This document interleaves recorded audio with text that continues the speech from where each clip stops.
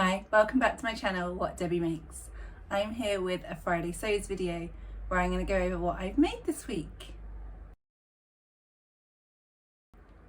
So the first thing I made was actually just a little coaster. It's one where you put 4 little rectangles and then overlap them and then turn them the other way around.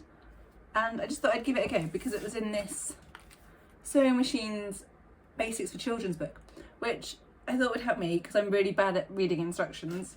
And these patterns, my daughter's 8 and I don't think she'd be able to do some of these, but I thought we'd give it a go together. So I tried that as a tester from this book. And the other thing that I've made from this book is, I've shown you the eye mask before, I think, in a previous week, but then my girls stole mine and I was like, no, that's mine. So I've made them their own. I will insert a picture here because I don't have my eldest with me. She has squirreled it away somewhere. But this is one that I made for my youngest and she loved this little fabric. The fabric was from, I think it was from the range. They had an Easter set, things like this, which is really nice.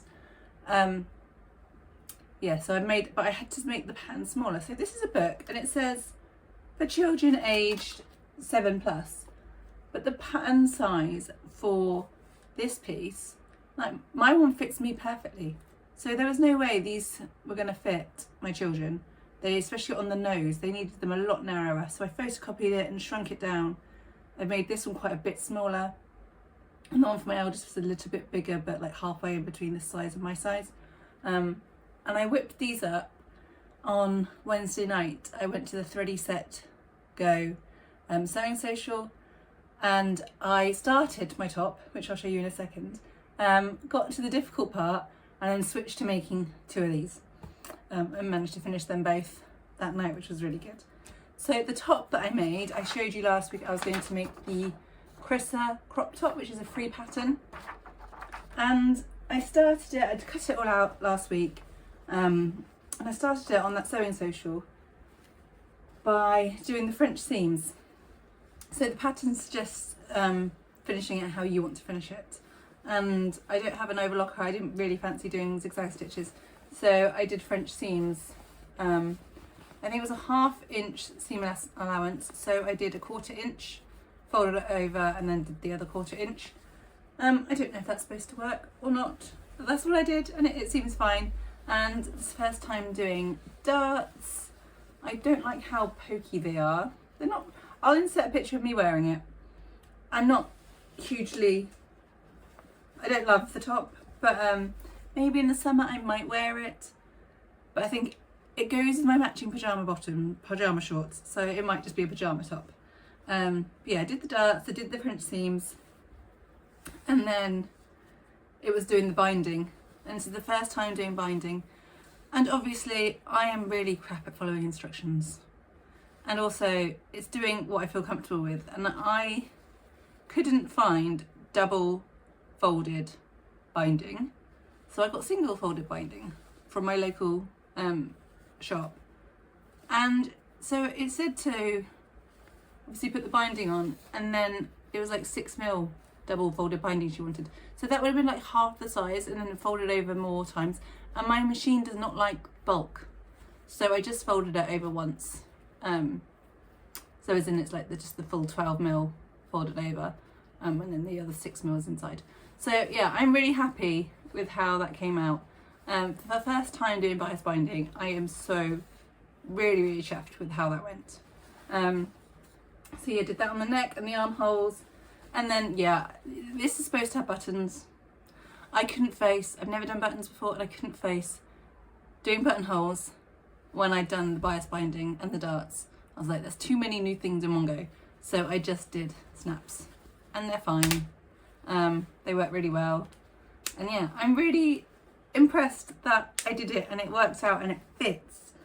And yeah, you can see the bra on it. So yeah, maybe it's just bedtime, but I'm just so happy with it and so pleased that it's my first, yes, the shorts are good. I'm happy with the shorts and how they came out, but this is a top and I could wear it out if I wanted to. The next thing I made was from the Tilly and the Buttons Love at First Stitch. It's the Delphine Skirt, which I've been going on about doing for a while. And last week I showed I'd practiced doing the invisible zip with some leftover material and just like the back waistband. So here is the full skirt. I cannot get my iron, cannot get that front crease out. It's really hard to show you because it's black, but I'll insert a picture of me wearing it. And you can see where I haven't done the best job on like the waistband, the zip bit pokes out, and you just poke that back in. And it like puckers in, where is it? A little bit of a pucker here. And the waistband seams don't line up, but it fits and it's wearable. And yeah, I'm just really impressed that it worked. Yeah, I just don't like this fabric. I think it's 100% cotton linen feel fabric or linen look fabric. It shredded horribly and it was just really not nice to wear with. And what I've realised is I don't like dark fabrics because I can't see what I'm doing. And actually I preferred having, like with the other one where the back and the front are different. So I knew which way around things were. But yeah, and everything seems to stick to it as well. But I'm going to wear this tomorrow night because I'm going out for dinner at a friend's. The only thing is, so I graded the pattern. It was 4 and I graded down to the 3 on the bottom so it wasn't so A-line. I didn't like that. But what I found is, yes, it goes over my hips fine, but then the waistband is quite loose because my waist is a lot smaller than my hips are. And I don't know how I would change that with this because obviously I need to get it over my hips and it's this bit that can't get over my hip. Well, it does, but if I went down to a 3, I don't think it would go over my hips. So I'm not sure how to fix that or if I just stick with elasticated things, which are more comfortable in a way. Let's be honest.